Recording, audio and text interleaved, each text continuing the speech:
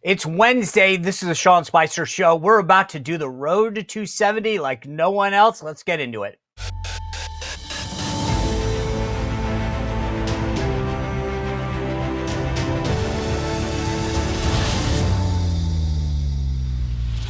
All right, guys, as promised, the latest edition of the road to 270 is about to happen, and you're not going to see this anywhere else. This show is going to take you state by state, west to east, north to south, red versus blue. We're going to color them in. We're going to show you where the race stands. I know you sometimes see these national polls. Oh, Harris is up by 2. And who cares?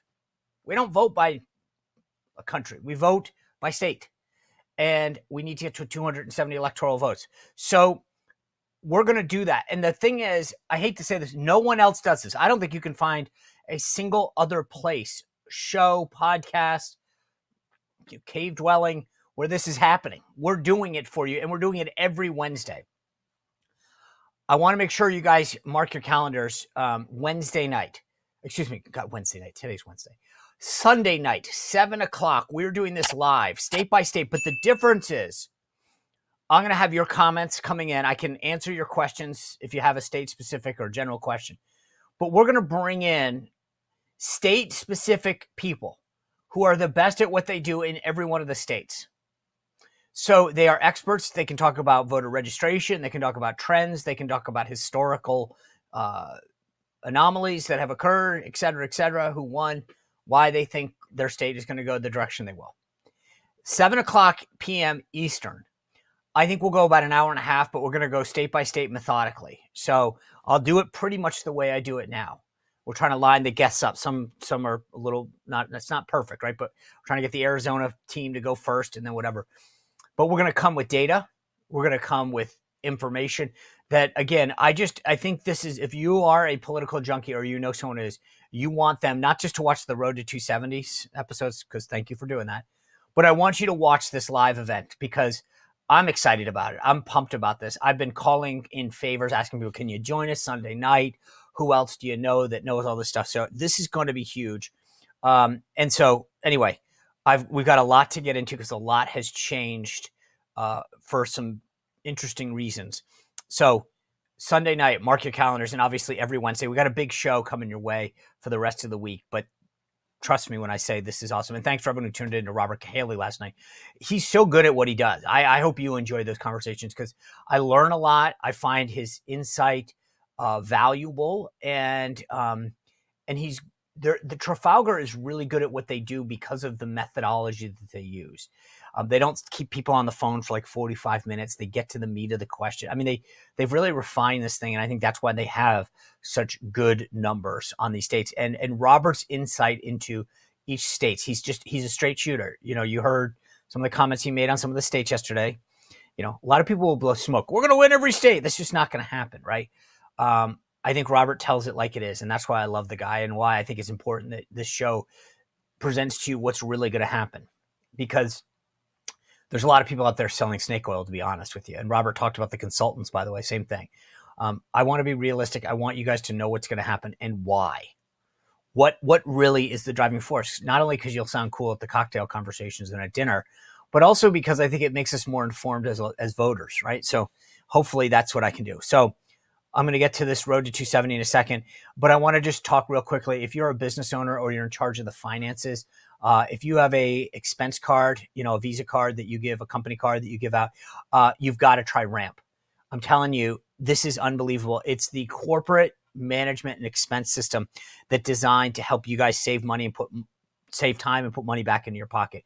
I mentioned this before, but we had a guest on the show probably 2-3 months ago who talked to me afterwards and said, I switched to Ramp. You wouldn't believe how awesome it is. It gives you guys your team, if you have a bunch of employees, finance control and insight into your spending. So you can give each card to an employee. So they've got an expense card, which is a Visa card, and it automatically collects receipts and categorizes stuff so you don't have to be chasing paper receipts everywhere. It's easy to use. It gets started. It takes about 15 minutes. And here's the cool part. You get $250 when you join Ramp. So I mean, where else are you going to get $250 for just doing something that's going to make you better at what you do? It's pretty awesome. So go to ramp.com/Spicer, ramp.com/Spicer to check this out. Trust me when I tell you that if you have employees and you're chasing around expenses, this is going to be so much of a game changer in terms of efficiency, saving you money and time. Anyway, cards are issued by Sutton Bank and Celtic Bank, members FDIC, terms and conditions apply. All right, a couple things before we get to the road to 270. Real quick, I told you earlier in the week, I got my little sticker. It's right here. I voted early. This is the 2024 presidential election. I voted in Alexandria City commemorative edition sticker. I've told you this before. You've heard the folks from the campaign and everyone else talk about how it saves them money. Carrie Lake, however, if you need someone else to kind of corroborate what I said, running out there for the Senate in Arizona on Thursday, she's planning to vote in Scottsdale. And she said this, quote, "I'm voting early because it gives us the upper hand. The earlier we bank our votes, the more time we have to chase down and turn every last ballot in. This is how we win, by being smart, staying ahead and making sure every vote counts. We're going to deliver a huge win for Arizona and secure the victories for President Trump and myself." Anyway, we'll talk about Arizona in just a second, but I just thought it was interesting to share that. Another little interesting tidbit that's not going to get a lot of attention, but when they were doing this media blitz, by the way, can you believe this? Kamala Harris goes on The View, and when asked a very simple question, name one thing that differentiates you and Joe Biden, she said nothing. Would you have done something differently than President Biden during the past 4 years? There is not a thing that comes to mind in terms of, and I've been a part of most of the decisions that have had impact. President Trump immediately tweeted out, like, "Thank you." Like, these are supposed to be helpful interviews. What a bonehead. Name one thing. Think of something small. I mean, this is, again, she's so ill prepared for these interviews. It's unbelievable. And then you have Tim Walz. He's going out there and he says in a private event that the Electoral College needs to go. We need a national popular vote. Now, I know some people think this. Maybe you agree with him. I don't. But the bottom line is, why are you talking about an issue that has nothing to do with what's important down the home stretch? Because you guys know that you have a disadvantage in the Electoral College, so you're already talking about changing the rules. Stack the court, change the Electoral College, make D.C. a state. This is how they play. Change the filibuster. When they don't like the rules, they change the game, right? I mean, that's how it works. Because if they can't win, well, we'll just change it. They want to talk about democracy being under attack. Unbelievable. All right, real quick, before we get to the map, the road to 270, let me just tell you quickly about my friend Leo Grillo. You guys have heard this before. He is unbelievable what he has accomplished with Delta Rescue. And if you go to deltarescue.org, you'll see what I'm talking about. The guy has rescued dogs, cats, horses, birds, you name it. I love going to the Delta Rescue and checking out the videos because I always talk about like ideas, right? And like I think I have a million of them a day. Leo Grillo had an idea. He rescued one Doberman. He named the Doberman Delta. And then he said, I can do more. And he didn't just come up with an idea. He acted on it. He founded Delta Rescue. And I love looking at the videos because this dream of his has manifested itself into the world's largest no-kill sanctuary. Not shelter, sanctuary. For life, these animals get the nutritional care, the veterinary care, all of the support that they need to live for life. And what he has created is unbelievable. And I love looking at the videos because it just shows that if you really have a vision for something, that you can attain it. The cool part is, though, that Leo has done all this on his own. He doesn't have any government help, and he needs our help, though, to maintain this. So if you go to deltarescue.org, I would ask you to consider a donation because it's a great organization. If you're an animal lover, if you're a rescuer of dogs or cats or whatever, it's just a good thing. He's a good person. He's done great things. More importantly, if we want this to be a sustaining thing, go to that estate planning kit. Just do me a favor. Click the link. Take a look at the materials and pray on it. Consider it. Think, if I'm an animal lover, can I help Delta Rescue keep doing more to sustain this for generations to come? Thank you for your consideration for that. All right, let's start with the map. As we always do, last week was a little truncated. I'm going to run through this part quick because I just want you to see the map and see how we get there. But let's do what we do. Let's going to start on the West Coast. We'll start with Team Blue, Team Kamala, and go west to east, north to south. So Hawaii, I don't want to forget you, Hawaii. We're going to start with you. It's dark blue. We're going to add it in. Because again, I don't like to miss this. All right, so let's go back up. Harris obviously takes Hawaii. We'll start in Washington State and move down. Washington's 12 electoral votes. They go for Harris. Oregon's 8 for Harris. California's got 54. Boom, right off the bat. Nice little chunk right there. 78 electoral votes. This is why being a Dem is so easy. They whine about the Electoral College, but look at how easy it is if their messages and policies weren't so nuts. You're off to such an early start. Let's keep moving east, though. Colorado, 10 electoral votes, solid blue. Illinois has 19. Let's put those in her column. Solid blue. She's at 107 already, so let's go to the northeast. Vermont has 3. We're going to put those in her column. New York has 28, so we're going to put those in her column. I mean, just stop. I always love doing this right here. Just pause for a second. You have New York, Illinois, California, right? I mean, just those big states alone. What an inherent advantage to be a Democrat. You're at 138 already. You're basically halfway there, and you don't have any blue on the board. It's pretty cool. I mean, for them, as much as you heard Tim Walz, I said it earlier, they're trying to get rid of the Electoral College. I mean, these guys, literally, with these big states that they have, it's like, it just shows you how bad their policies are. The rest of the countries that don't live in big cities reject them. All right, Massachusetts, 11 electoral votes in her thing. My home state of Rhode Island, all 4 electoral votes are going her way. We go a little bit west of Rhode Island to Connecticut, one of my least favorite places to drive through, not because of the people, but because 95 at the southern part is where when I go from Virginia to Rhode Island, I mean, they literally made that state difficult to get through. I went to school there, good people, bad roads. All right, 7 electoral votes in Connecticut go her way. So we're done with New England. Before I forget, let's go back up to Maine real quick. Maine and Nebraska, the 2 states that divide by their electoral votes by congressional district. Maine has 4 up for grabs. The 2nd congressional district, we are going to is a Trump district. Austin Terrio, I will get to this in just a bit. He is our candidate there. I thought I had the polling for him, but he is up in Maine too right now in the 2nd congressional district. So I feel good about Austin Terrio, the congressional candidate there, running in Maine's 2nd district. But we're going to put Maine 2 in the Trump. I mean, excuse me, not Maine 2. We feel good about Maine 2 for Trump. We're going to put Maine's 2 at large electoral votes for her, and then Maine's 1st congressional district. We'll leave the 2nd district blank for now, but that one's going to go Republican, just so you know. And that's why I couldn't figure out the Austin Terrio, because we're still on blue. I'm sorry, I'm a little off on this. All right, let's get into the Mid-Atlantic. New Jersey has 14. They go solidly for her. And Delaware's 3 go for her. We also, let's put the 3 in there. I have to always give you my PSA when I do. So we've got Maryland's 10 and DC's 3. I always say this just as a reminder, because not everyone's watched every road to 270. If you look at DC, it used to be a perfect square, right? So they took equal parts of Virginia and Maryland to create DC. The founders wanted a federal district that wasn't part of any state. Okay, fair enough. At a certain point, they weren't using the Virginia piece, right? Actually, where I live, when you fly into Reagan National Airport, that used to be DC. It's now back to being Virginia. Why? Because it was given back in the late 1800s to Virginia because it wasn't being used by the federal government. That's why DC is not a perfect square anymore. It's like it looks like a triangle, and then it's got a little wedge down at the bottom. When people say they want to make DC a state, the obvious solution is to give back the part of Maryland that was taken back to Maryland. It's, again, not just does it make sense, but there's precedent. That's what they did to the Virginia piece. They gave it back to the state from which it was taken. So if you care about voting rights, which the Democrats claim they do, then just give it back.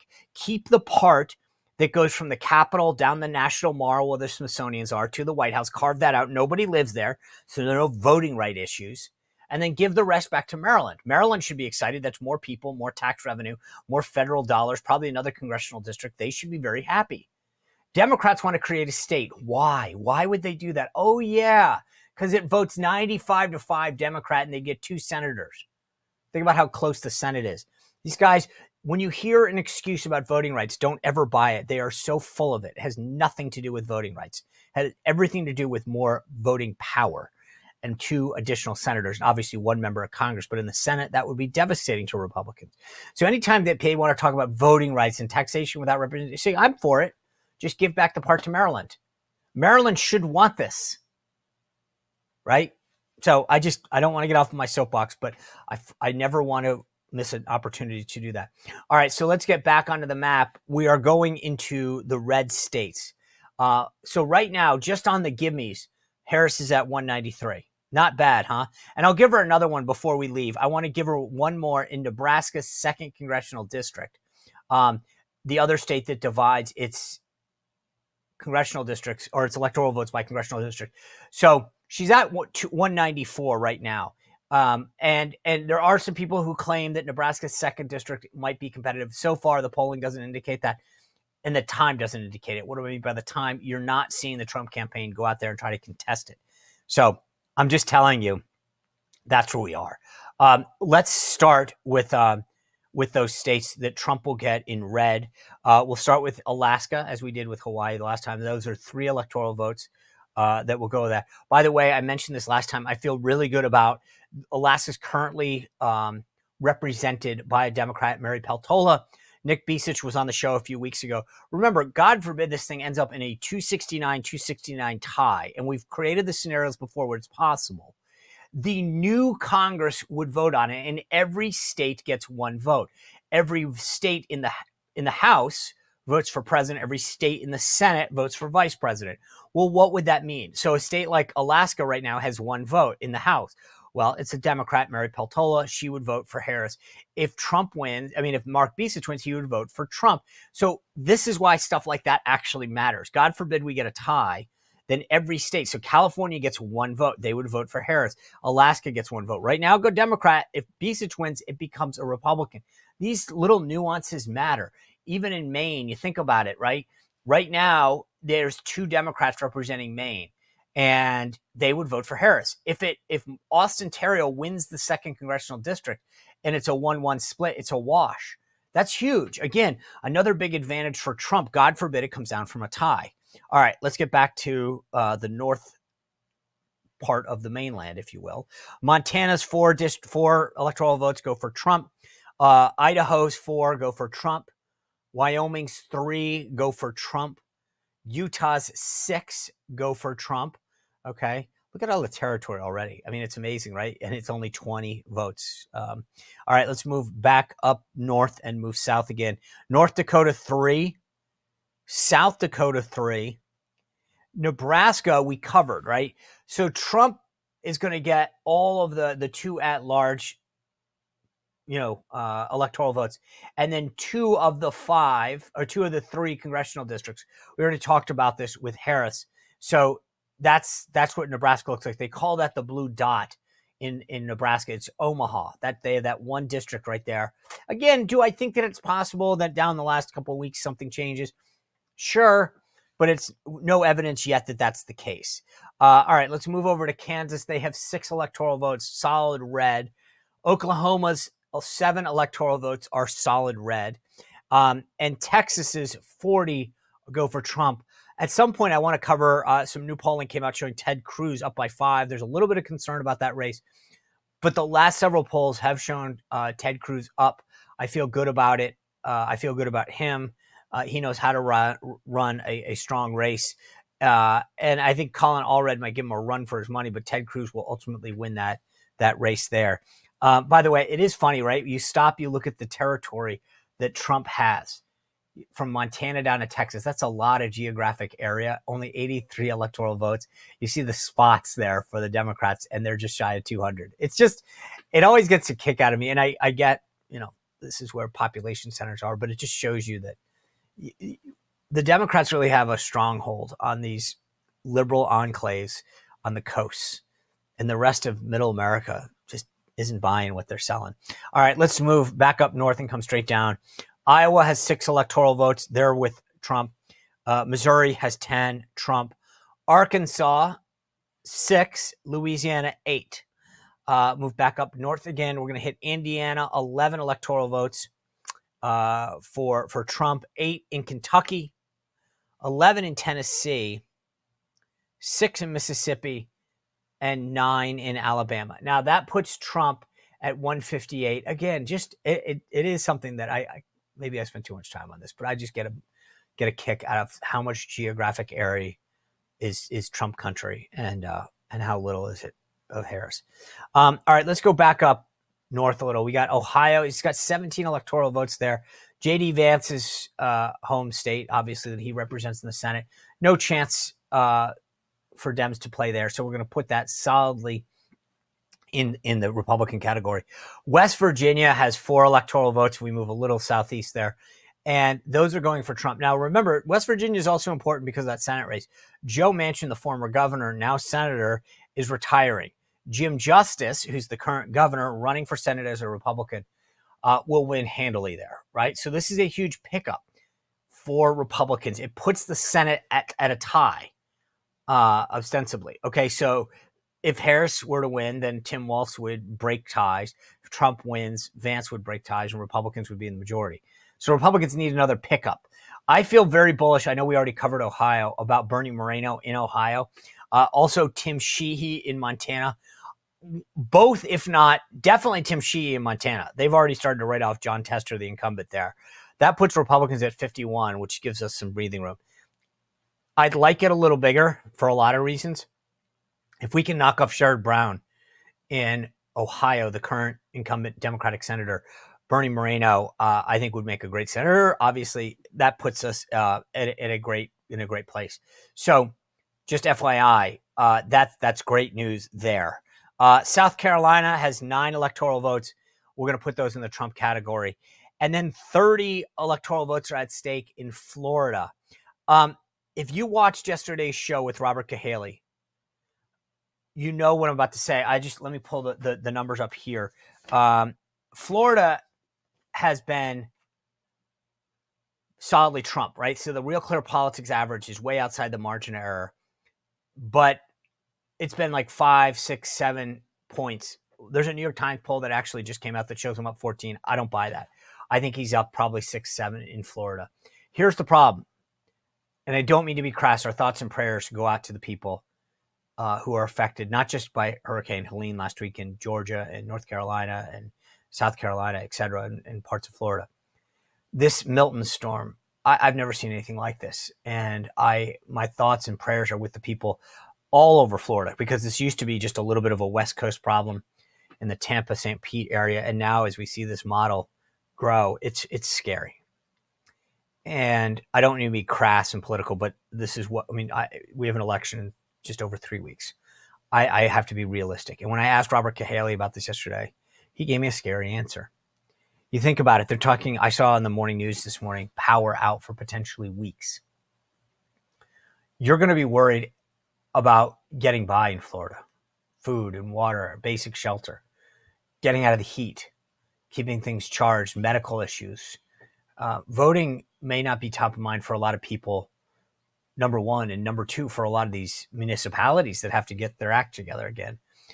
I'm really worried about Florida. Obviously, the loss of life, the services that need to go in there.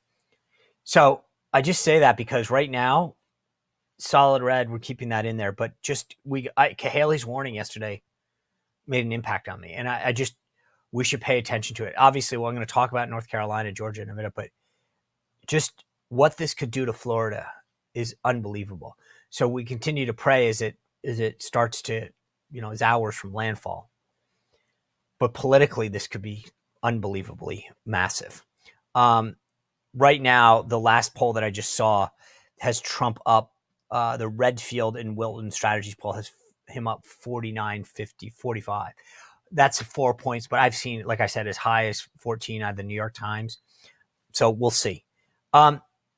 That's pretty solid on the Trump front, though, right? But that's scary to know because that's 30 electoral votes. And without those 30, it's a complete game change. I hate to say this, if that became a huge factor, them voting, and it's obviously, as you can imagine, that's Trump country. That would be devastating politically, not just in terms of the extensive damage that it may do as a storm to the people and to the infrastructure there. So I put that aside because Sunday night we should have more information about this. about the impact. We'll know what happened in the aftermath of Milton, and then obviously next Wednesday and going forward. But just keep your eye on Florida, because this is huge. All right, I want to go back up to Maine. I talked about this. I finally found why I had misplaced the polling, because it wasn't in the red area, it was in the blue area. So the last poll that came out shows Austin Terra, the Republican, ahead of current Congressman Golden, 47-43. So Austin Terra up 3. This is great, not just for him, but for Trump. I mean, Trump's done well in Maine too. I expect him to carry it again. So that we already put that, we've not officially put that in the category, but let's put that there now. All right. So with all the solid red and blue, by my math, I have us at 194 to 219 for Trump. And, that's pretty good. If you're Trump, it means that you're basically 51 short. So let's get to some of these other. Let's start with the tier 2 states, right? New Mexico, I think, is falling off of even tier 2. No one's talking about New Mexico. It's solid blue. Like, let's not kid around. I think the next time we do this, I'll move it back in. But it's 5 electoral votes. They go to Kamala Harris. That's pretty easy. I'm going to put Minnesota at the bottom of the tier 2 list. One poll has her up 10. Another poll that just came out in the last 2 days has her up 8, 51-43. I don't think there's any evidence that the Trump campaign is seriously playing there or spending there. So Minnesota's 10 electoral votes go to her. Let's not dwell on that, right? New Hampshire has 4 electoral votes. Same thing there. Trump only lost by 2 in 2016, 7 in 2020. I think there's an outside chance, but right now, again, because there's a gubernatorial race there where former Senator Kelly Ayotte is doing well, it's possible.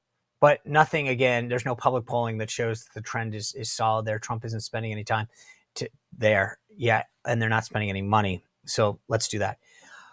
Virginia, we're going to put the 4, just so we're clear, the 4 New Hampshire votes in her column, right? Virginia has 13 electoral votes.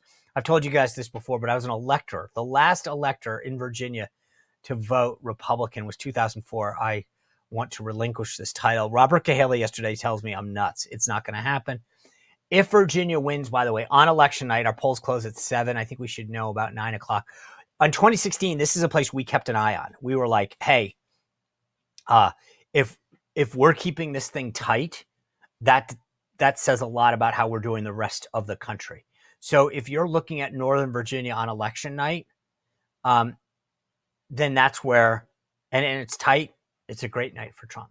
Watch Northern Virginia, Loudoun County, Prince William County. If we're keeping this super tight in that Northern Virginia area, Trump's having a great night. He doesn't need to obviously win there. Biden won by 10. The RCP average right now is about 5, just outside the margin of error. Here's the anomaly, by the way. I woke up this morning and I'm watching the TV, and Kamala Harris is advertising in the DC market. Now, it's probably about $1.2 to $1.5 million a week to buy 1,000 points of DC television. So the question you have to ask yourself is, why is she advertising in DC? Because unless there's a sliver of Pennsylvania that gets news, but that's a lot of money to reach those folks that you could better utilize mail, digital, phones, door knocking.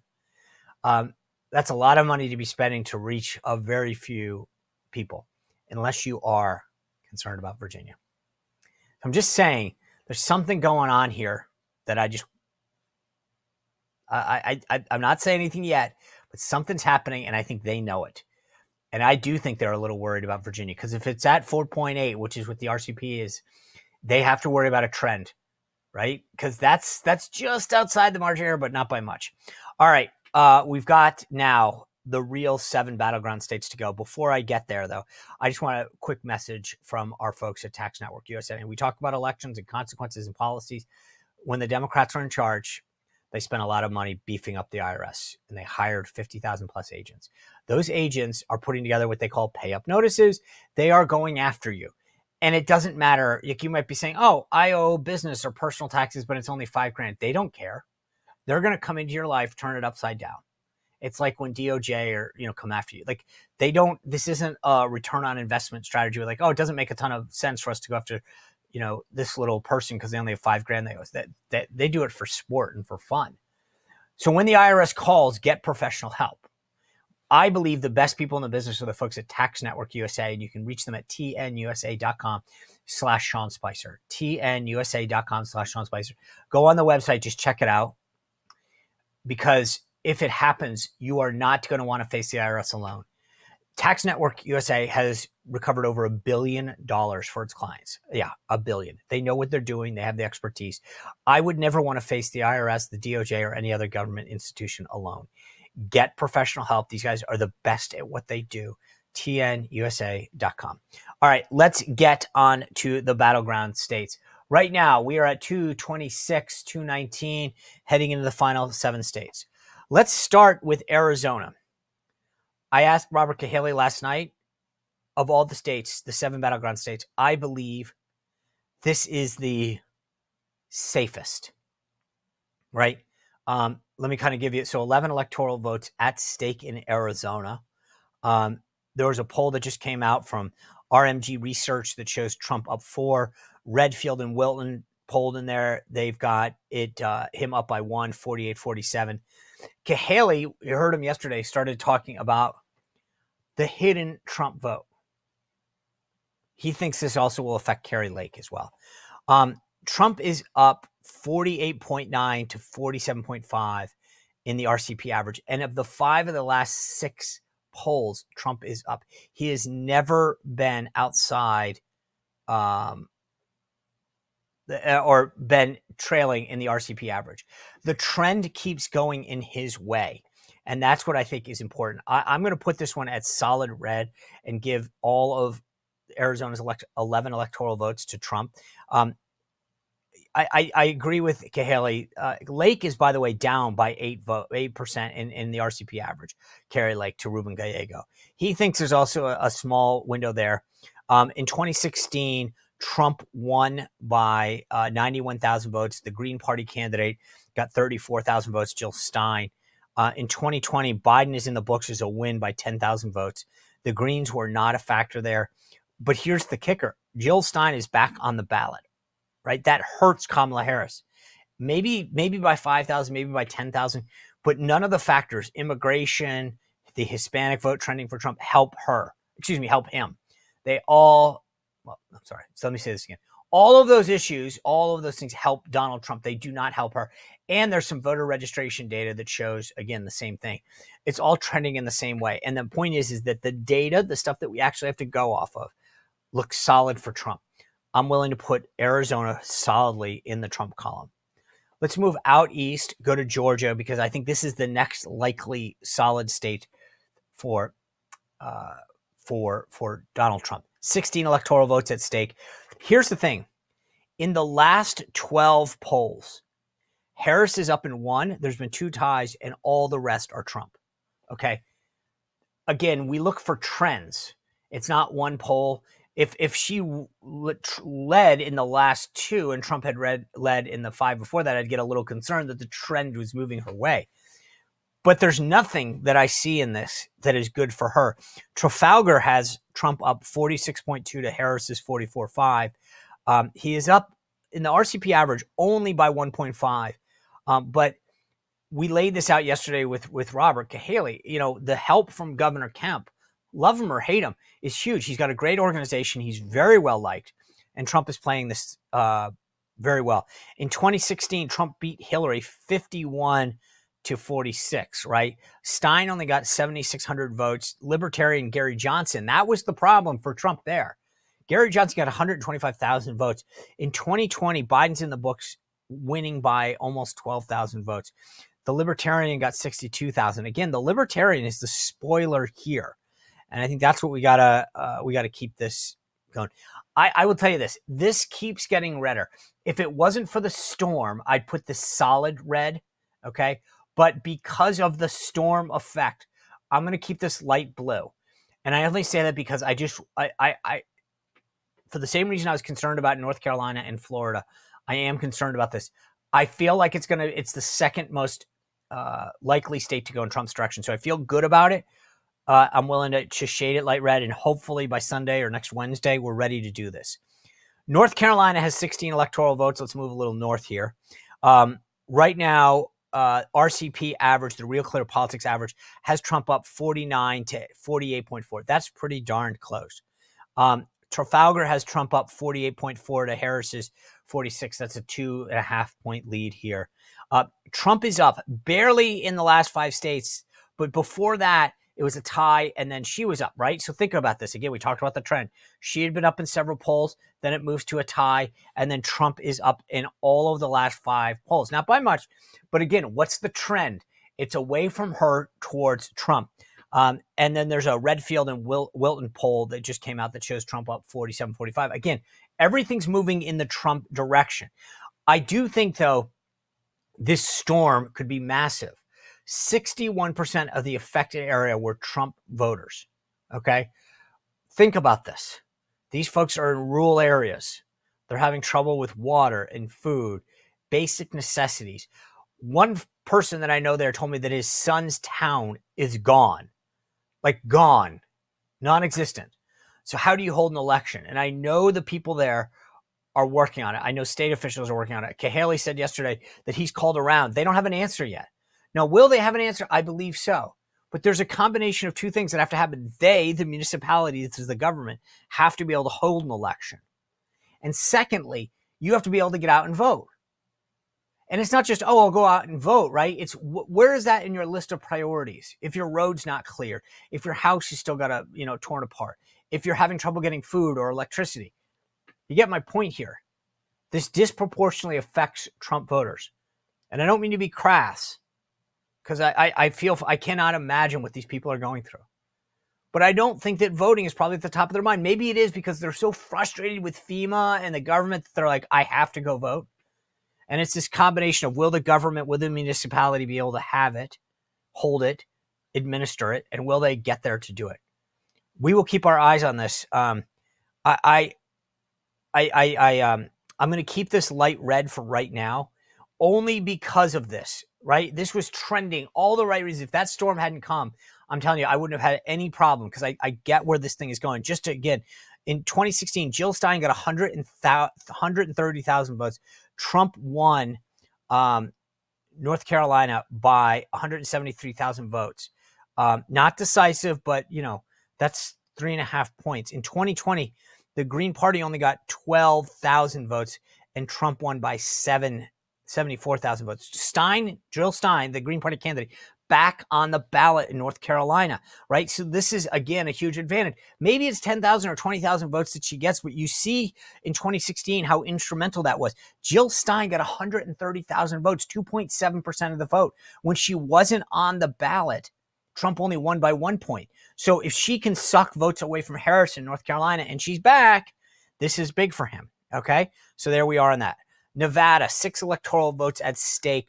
The Real Clear Politics average right now has Harris at 48.6, Trump at 47.5. Harris has led in 5 of the 6 last polls. Okay. Trafalgar had her at 45.3 to Trump's 43.5. But here's the thing, and I asked Robert about this if you listened yesterday. The third party candidate is getting 7.5. You look at the Senate race that Trafalgar had polled. Jackie Rosen, the current Democratic incumbent, 48.2. Sam Brown, we've had him on the show before, former Army captain, 40.4.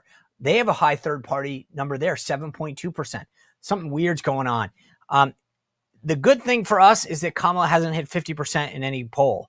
A lot of polls have her close. I got to tell you, if you look at the history, Clinton won in 2016 by 2%, by 27,000 votes. Stein got 37,000 votes.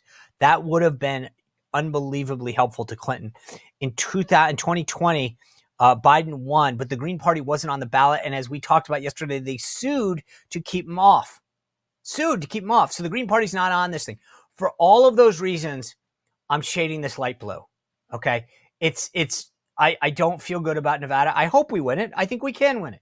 I don't think we're there right now. 3 states to go, the blue wall. We've talked about this over and over again. Okay, let's see where we are. Michigan's 15 electoral votes. Real Clear Politics average has Harris up 48.3 to Trump's 47.6. Trump right now, the Senate race, by the way, is tied 47-47. Alyssa Slotkin versus she is a current member of Congress, Democrat. Mike Rogers, former Republican congressman, and he was the chairman of the intelligence. This is my sleeper race, folks. Right now, the trend was moving in Harris's direction. And I'm just telling you, when I look at Michigan, I'm just trying to pull up the data here. When you look at Michigan, okay, the last poll, Trump up 1. The poll before that, Trump up 2. The one before that, Harris up 1. Before that, Trump up 4, right? So again, I don't think we're there yet, but this is moving in Trump's direction. I'm ready to put this light red. I feel very good about this. In 2016, Trump won by 10,000 votes. In 2020, Biden is in the books for 154 for a million reasons. For the Dems having a problem with Arab Americans, Teamsters, young black men outside of Detroit, all of those reasons. I'm telling you, I feel good about Michigan. I really, really do. And so this leads us to our last 2 states, but just check out where we are right now. If this happens, if he picks off one of those blue states, and right now I have him picking off Michigan, he returns to the White House. He's at 277 right there. Okay. So he wins right now, Donald Trump. And again, look at Nevada. You don't need Nevada. I'd love to take Nevada, but you don't even need it. So let's go in to Wisconsin real quick. The current Real Clear Politics average has Trump at 49, Harris at 49 and Trump at 48.2. I mean, this thing is razor thin. This is a true battleground state. The Trafalgar poll had Trump at 47.1 and Harris at 46. But again, let's look at the recent polls. Trump up 1, Harris up 2, Trump up 2, Harris up 4, Harris up 2, tie, Trump up 1. This is a true battleground state. The thing is, Cahaly, McLaughlin, all the pollsters keep telling us this is a race that they can't call because the polling data, the data that's appended to the voter file, history, age, they don't get it. So it's the hardest state of all of them to poll because the history isn't attached and appended to the voter file. That being said, I'm telling you, you watch Ron Johnson last cycle, you watch this thing happen. Trump won here by 22,000 votes in 2016. Biden won by 20,000 votes. Let's be clear. This is a big deal. The Green Party is going to have an effect here. I think this could go either way on election night. Okay. I feel good about the trend, though. The trend is moving in the right direction. Baldwin is still up over Eric Hovde. By the way, Tammy Baldwin, the current Democratic senators, warned her donors that Kamala Harris is upside down. So we're hearing a lot of warnings about the trend. I feel very good about this. All right, let's move to the state we all hear a lot about, Pennsylvania, 19 electoral votes. Right now, this is a dead heat. Trump in the Real Clear Politics average, 48.5. Harris, 48.3. Redfield and Wilton strategies have Harris up by a point, 48-47. That just came out. There was a poll from Insider Advantage that just came out today. This morning showed Trump up 2. And then research company came out with a Harris by 1. Let's put up the chart real quick if we can on voter registration, though. I want to show you this. We've showed you this in the past. The voter registration in Pennsylvania is moving in the right direction. All of these counties, the red counties are getting redder and the blue counties are getting less blue, more red. Fayette County, moving from Democrat to Republican. Lucerne County, Democrat to Republican. Scott Pressler is going to join us on the live show on Sunday night. He'll talk about this. But these efforts are paying off, my friends. We are seeing the registration gap close for Republicans. This is huge. This is so big. I feel very, very bullish on Pennsylvania. I'm telling you, you look at what happened in 2016, Trump won by 44,000 votes. That was 0.72 of a victory. Jill Stein got 50,000 votes there. That was decisive. In 2020, Biden, who, let's be honest, he calls himself Scranton Joe. I think there's a little bit of a hometown guy there. He won by 80,000 votes. She's not on the ballot. Stein is this time, meaning Biden's not. It's her. She's flipped off on fracking. She's flipped-flopped on a lot of stuff. Voter reg is moving in the right direction. Stein's back on the ballot. Basically, the folks that I'm talking to in Pennsylvania feel very bullish on this. I'm willing to put that into the light red column. Let's put Pennsylvania there. By the way, the Senate race, they just had their big debate the other day. I also feel bullish about both Eric Hovde in Wisconsin and Dave McCormick, the Senate race there in Pennsylvania. Now, look, let's look at the map where we stand right now. With Michigan and Pennsylvania, Trump is at 296. Harris, she's not cutting it, right? Here's the thing. I am willing to say that right now, today, I believe that Donald Trump will take Wisconsin. If we put Wisconsin in the light red category, let me just show you what's going to happen, because this is my prediction. Trump will win the election with 306 electoral votes. Now, I may be off in Nevada, and if I'm underreporting that, okay, I'll take the hit. But Donald Trump will win in November with 306 electoral votes, and we will win all 3 blue wall Senate races. Eric Hovde in Wisconsin, Mike Rogers in Wisconsin, and Dave McCormick in Pennsylvania will all be elected to the United States Senate. I believe that number will be 55 Republicans in the Senate, giving us a solid majority to pass Trump's nominations and get his policy through. That's how I see this thing shaking out, folks. As I said, a big live episode coming your way Sunday night with the experts. Scott Pressler is going to be here to talk about Pennsylvania. We've got people in Arizona, Nevada, you name it. They will be here to talk about trends, registration, early vote numbers, you name it. It's going to be epic. 7 o'clock Eastern, Sunday night. Hopefully some of you don't have to work Monday, but it is going to be epic. Thanks for tuning in tonight. We've got a great panel coming your way tomorrow and an amazing discussion. New polling data on Friday as well. Share this episode with everyone you know. Make sure you're hitting that notification and subscription button. We'll see you back here tomorrow. Well, if you enjoyed this content, make sure to like this video, subscribe, and click the notification bell to get more.